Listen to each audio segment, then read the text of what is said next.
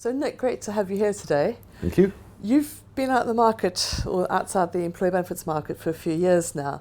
I'm going to come on to why you've come back into the market, but before I do that, I'm quite interested to find out, when you were out in the market, looking back in, what did you observe? What did you see? What could you spot that perhaps you don't spot when you're in the middle of it all? So I've not actually seen a huge amount of change in the last 4 or 5 years. And indeed, now looking back in, I'm wondering, has anything really moved on in the last 4 or 5 years? And yes, maybe there's some changes in the pensions space, and maybe there's a few new startups come into the market, a few wellbeing apps are starting to be created. But the employee benefits market, if you like, it doesn't seem to have changed a huge amount in the last 4 or 5 years. That's interesting, because from the inside, it feels like there have been changes. There's been shifts where people have perhaps gone a little bit from, let's get all the benefits in the world out there, through to, are we offering too much? Are we just doing tick box exercises? Yeah, there's been lots of perhaps navel gazing about where we're heading as a market.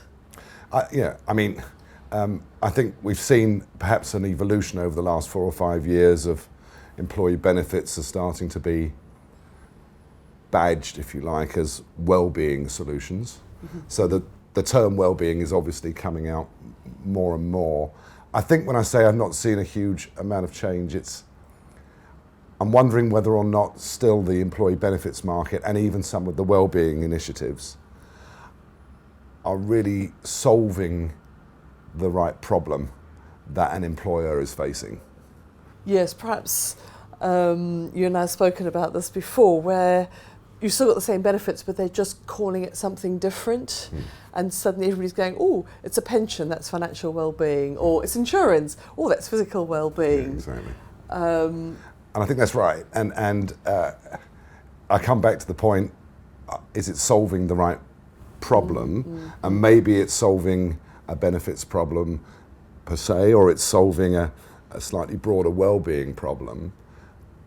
But I thought perhaps in the last 4 or 5 years, maybe the market would have been going a bit higher up to try and solve the problem that's keeping the non-execs awake at night, that's keeping the chief executive awake at night, that's keeping the CFO awake at night, the HR director awake at night. What's keeping them awake at night?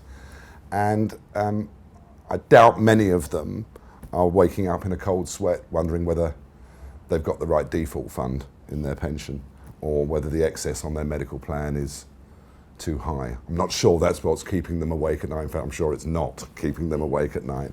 And so our benefits and well-being initiatives, have they really moved on to try and solve the problem that's keeping the ultimate buyers awake at night? Yeah. And why is that disconnect? Yeah, is it that benefits and HR are working in a box over here and senior leadership's working in a box over there? Is there a disconnect? Are they not talking to each other? Have we just got into a rut? What's going wrong? I don't think that there's enough conversation going on between the non-execs, the chief exec, the CFO and the HRD.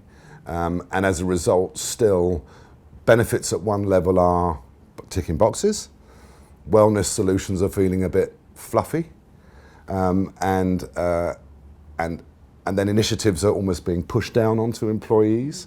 And perhaps if there was a greater connection between client side now, between HR, CFO, chief exec and the non-execs, to help figure out what is the problem we're collectively trying to solve, and how do benefits and wellness solutions help that? Yes.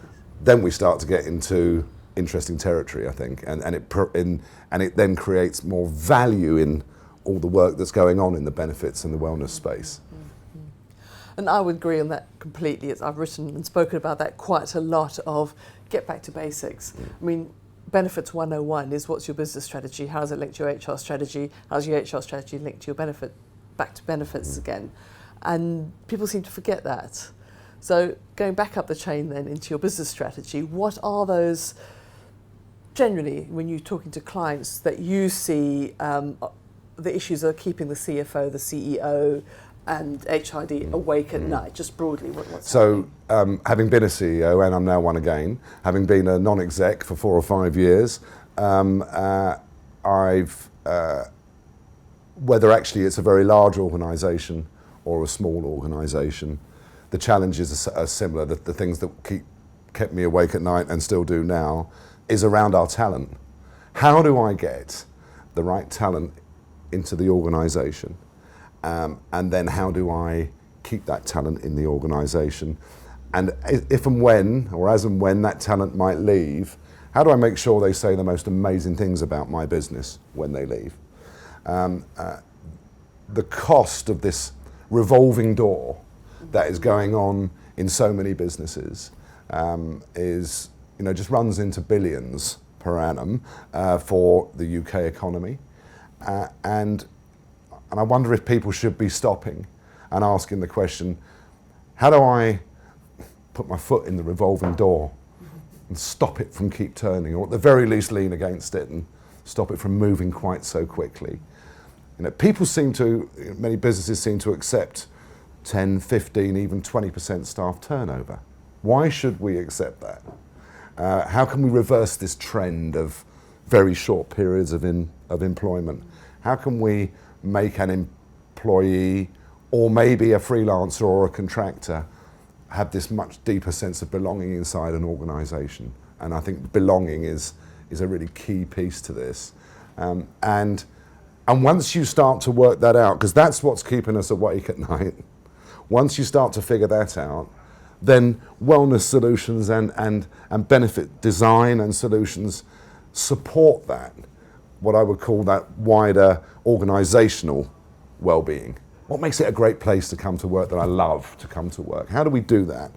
And I think that I was hoping that perhaps whilst I was out the market, maybe the market had started to move to try and help solve that problem, and that's the bit when I say I'm not sure it's changed that much. So, given that you haven't seen change and clearly are interested at that top level, big thinking chief exec viewpoint, why come back into the market as chief exec of Gallagher Employee Benefits Services in the UK? Well, because I could talk about what's happening at the top, and that perhaps the marketplace is not necessarily solving that problem. And I think it's time that someone did. And so, if you like, the lure for me to come back in, it's all very well talking about it, but it might be nice to go and do something about it. See if it's possible to reverse that trend. See if it's possible to put your foot in the revolving door on behalf of your client. And the savings that can be achieved for clients can do a number of things. They can improve the bottom line of that organisation, so shareholders are all very happy. But I wouldn't take all the savings by reducing your staff turnover to the bottom line. I'd then look to see how you could reinvest some of those savings in what every CEO will tell you is their most important asset, ... their people. So why not invest in people, and perhaps invest in them if there's no money to invest in them, because markets are not easy. Invest in it by saving on what's happening as a result of the revolving door, and then put something back into the people inside the organisations, which could be improvement to benefits. It could be more wellness solutions. It could be a completely different environment in which people go to work. How do you get someone to love going to work, go in with their emoji smiley face, and not leave at the end of the day with a sad face and tears? So that's quite a big challenge, and you probably set that challenge for yourself. So now that you're in the door, you've been there several weeks, are there any plans, direction that you could share with us now of where you're going to take Gallagher, or what you're seeing Gallagher doing? Yeah, so we've got a really great benefits business. We've got a great reward business. So what's the right way to pay people? What's the right benchmark? What's the right incentive arrangements for people? How does their career? How can you help a client's employees set and plot a great career path? what benefits can support that in addition to salary and other benefits, incentives. And so we've got that in the business, and that's great. We also have the world's largest communications practice. And one of the challenges that I think most businesses face is no employees inside an organisation ever seem to know what the hell's going on inside their own business. They may be courted well, and when they join, it doesn't quite feel like the courting process once they join a business. And then things just seem to get hard when people are inside an organisation. And a lot of it's down to poor communication. And so communicating not just benefits, not just retirement plans, but communicating internal communications beyond that, beyond benefits, is where I think employers need some real help. What is the value proposition to an employee? Employees are now, in my view, increasingly, as are freelancers and contractors, they see their employer as they would when they go shopping. They can choose when they go shopping who they buy from. They can now choose which employer they go to. So how do you attract them into your organisation? And a lot of that is around clever communications, and communications that can suit the different types of people that we now have inside our organisations, whether that be age, whether that be gender, whatever it may be. And that's a fascinating marketplace, and one that we are absolutely in now and will be growing. Interesting. So one to watch. Thank you, Nick.